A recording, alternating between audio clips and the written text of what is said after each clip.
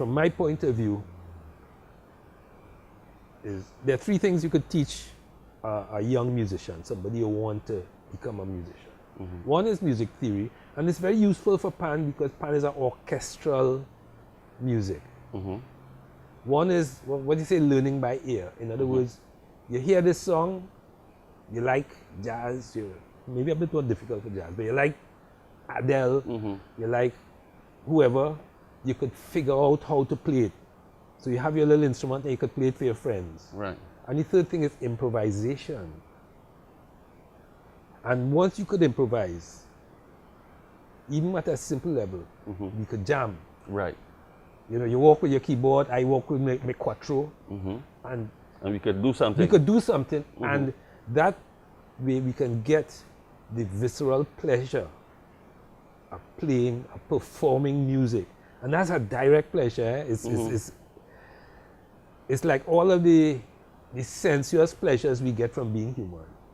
The pleasures of sport, the pleasures of sex, the pleasures of food. Those are pleasures by virtue of being human we get. And one of them is participating in music making.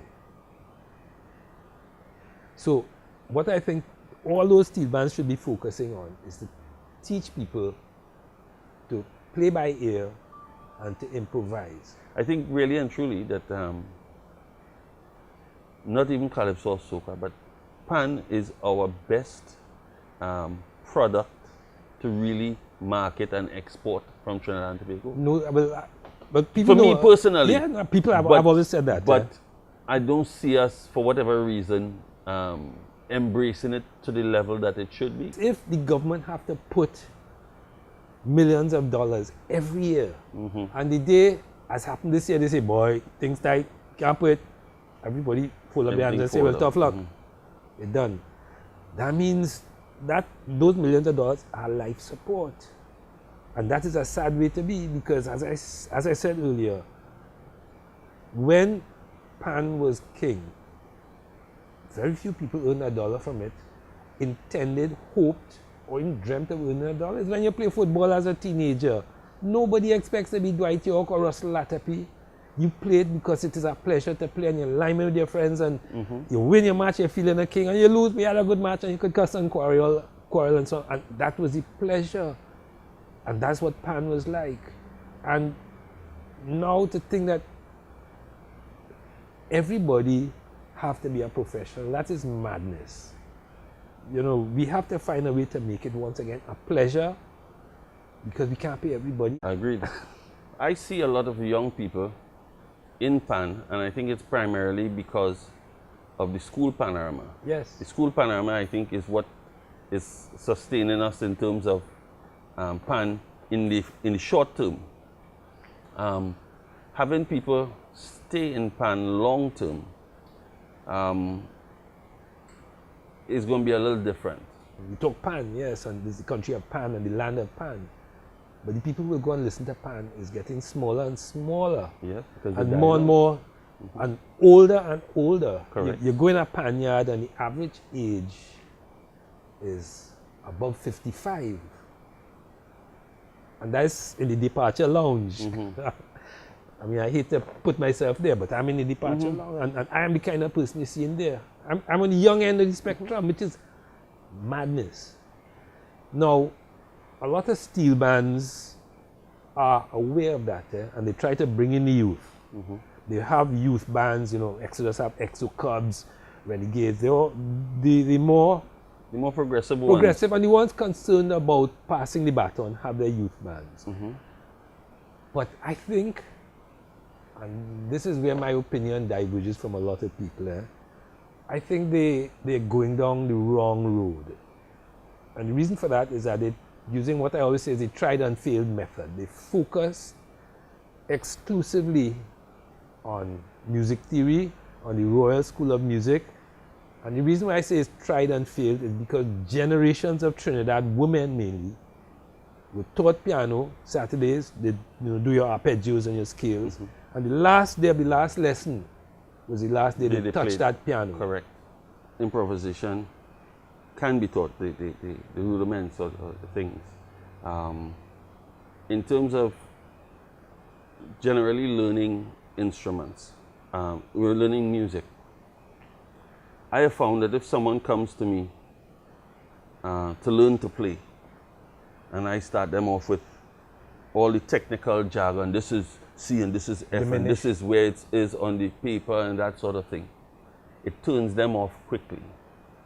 I don't know, maybe it's a sort of an instant gratification, but you really have to develop a love for the music, you know, and then want to do more because you love the music. So now I want to do more. I want to learn more. I need to learn more. And then you reach a level, you're playing, and then you realize, that's not bad, but what does I need to learn to get and that's to when that you step? go to the books. And then I need, you know, when you reach that plateau, say, you know, I need to learn more. I need to learn more. What do I need? And you seek out what you need to carry you further, you know. So generally I find, like I say, a lot of students, when you start them with all that mundane stuff, you kill it before it burns. 2-3 sessions and then they're like, can't come back.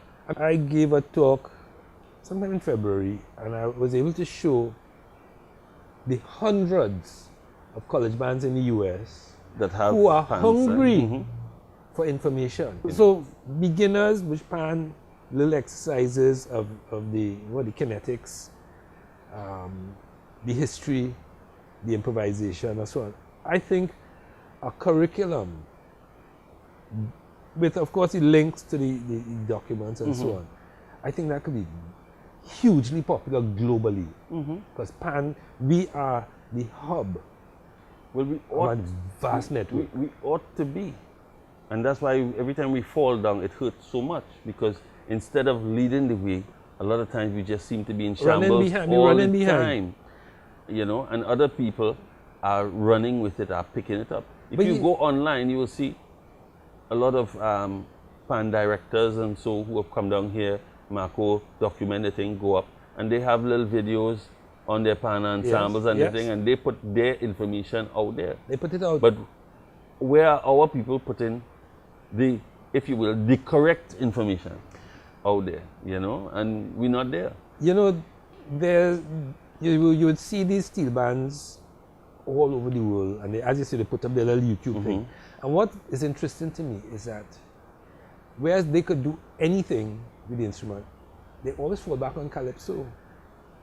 So the best example is the Royal Guard of Oman. Right, I saw that video. But it's David Rudder they playing the hammer. I mean, I don't know, they wouldn't know who is Rudolph Charles or whatever. When you see those Japanese bands, I was in Cuba last week, a small band, but they put on a blistering version of PAN in A minor. So somehow we still have that global link between PAN and calypso. And of course.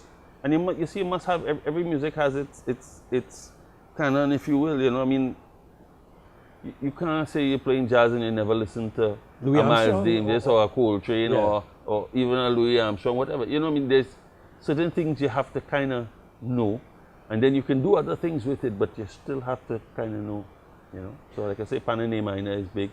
You know, anything by Kitchener is big as far as I'm concerned. Let me give you a story.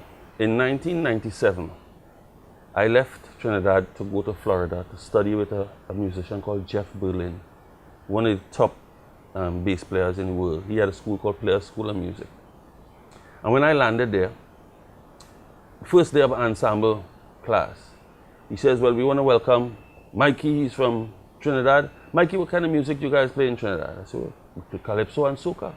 He said, all right, tell us about it.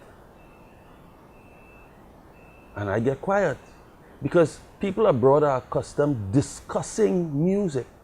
Here, we just play it. So everybody know it, everybody has played it, but nobody can discuss it because we don't teach it really. You just learn it. Right, you just learn it by osmosis now, you know what I mean? You're from Trinidad, so you just know it, you know? And so I always tell people, I went abroad to study jazz and discover calypso. When I say, from the mindset of, well, if you can't explain what the music is, then how you expect the music to go further or to, you know what I mean?